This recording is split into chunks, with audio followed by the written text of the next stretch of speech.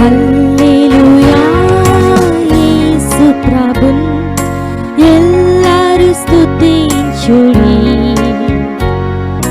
వల్లభుని చర్యలను తిలకించి స్తుతించుడి. Praise the Lord. దేవునికి స్తోత్రము కలుగును గాక. చేరువచ్చిన ప్రియులందరికీ కూడా ప్రభు అయిన యేసుక్రీస్తు వారి ప్రశస్తమైన నామములో వందనాలు తెలియజేస్తున్నాను. దేవుడు మనకు అనుగ్రహించిన మరొక నూతన దినము కొరకై ప్రభువుని స్తోత్రిస్తూ ఉన్నాను. ఈ సమయంలో దైవ గ్రంథం బైబిల్ నుండి సామెతల గ్రంథం 27వ అధ్యాయము 17వ వచనాన్ని చదువుకుంటూ ఉన్నాం. ఇనుము చేత ఇనుము పదునగును, అట్లు ఒకడు తన చెలికానికి వివేకము పుట్టించును. ఇనుము చేత ఇనుము పదునగును, అట్లు ఒకడు తన చెలికానికి వివేకము పుట్టించును.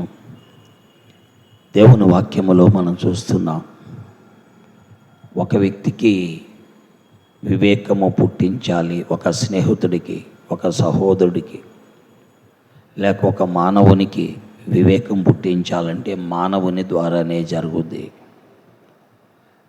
అంతేగాని మరొకరి ద్వారా జరగదు.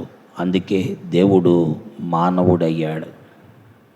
ఇనుము చేత ఇనుముకు పదునవుతుంది, ఇనుము చేత ఇనుము పదునవుతుంది. అందుకే మానవునికి దేవుణ్ణి గురించి బోధించాలంటే దేవుడు మానవుడైతే కానీ మానవునికి దేవుడు బోధించలేడు.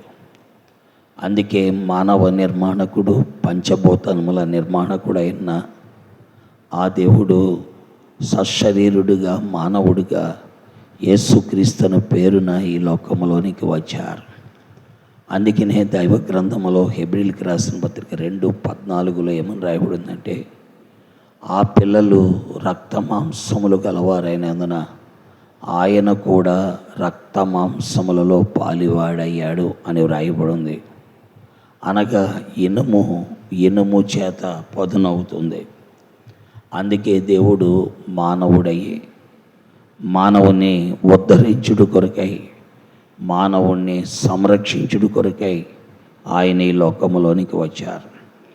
అట్లు ఒకడు తన చెలికానికి వివేచన కలుగు చేయగలడు, వివేచన పుట్టించునని రాయబడింది. అందుకే ఈనాడు ఆ విధముగా యేసుక్రీస్తు ప్రభువు మూర్ఖతలో, అజ్ఞానములో, అవివేకములో, అంధత్వములో, దైవ మార్గమేదో తెలియని మానవ జాతికి వివేకము పుట్టించాడు.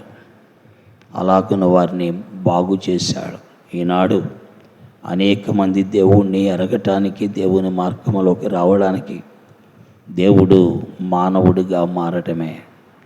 అంతేకాదు, మానవులైన వారికి, ఆయన యొద్దకు వచ్చిన వారికి మరొక ఆజ్ఞ కూడా ఆయన ఇచ్చారు. ఏంటి ఆజ్ఞ అంటే, ఇనుము చేతనే పదునవుతుంది కాబట్టి మీరు సర్వలోకానికి వెళ్ళి సర్వ సృష్టికి సువార్తను ప్రకటించుడి. నమ్మి బాప్తిసం పొందిన వాడు రక్షించబడను, నమ్మని వానికి శిక్ష విధించబడను. కాబట్టి అలాగున దేవుడు ప్రభు అయిన యేసుక్రీస్తు వారు తన శిష్యులకు వివేచన కలుగు చేసి పంపించాడు. వారు ప్రకటించారు. ఈనాడు భారతదేశంలో, ప్రపంచంలో అనేకులు క్రీస్తు నమ్మిన వారు ఉండడానికి కారణం ఇనుము చేతనే పదునవుతుంది కాబట్టి ఆయన మానవుడిగా ఈ లోకములో వచ్చి మానవులకు బోధించాడు. అలాగే ఆయన బోధ విని రక్షించబడిన వారిని కూడా లోకములోనికి పంపించి వారి ద్వారా మానవ జాతికి వివేచన కలుగు చేస్తూ ఉన్నాడు. ప్రియా స్నేహితులారా, ఇది సత్యం. నమ్ముదాం, విశ్వసిద్దాం, ప్రభువుని వెంబడిద్దాం. దేవుడి మాటలు దీవించి ఆశీర్వదించునుగాక. ఆమేన్. ప్రేమ కలిగిన మా తండ్రి, పరిశుద్ధుడు అయిన నమ్మకమైన మా దేవాని ఘనమైన నామం కొరకు మీకు వందనాలు. నీ మాటలు ఎంతో విలువైనవి, సత్యమైనవి. నీ మాటలు వినేవారి మధ్యలో ముద్రించి వారికి ప్రయోజనకరముగా ఉన్నట్లు మీ సత్యాన్ని వెల్లడి చేయమని యేసుక్రీస్తు వారి దివ్య నామములో వాటిని ముద్రించమని యేసు దివ్య నామములో ప్రార్థిస్తున్నాను తండ్రి, ఆమేన్. ప్రైజ్ లార్డ్ అండి. దేవుడు మిమ్మల్ని దీవించి ఆశీర్వదించునుగాక. చంద్రులారాయిలా దేవుని స్తుతించుడి,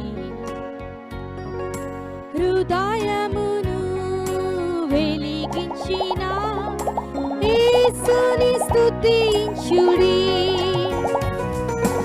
అగ్నివాడా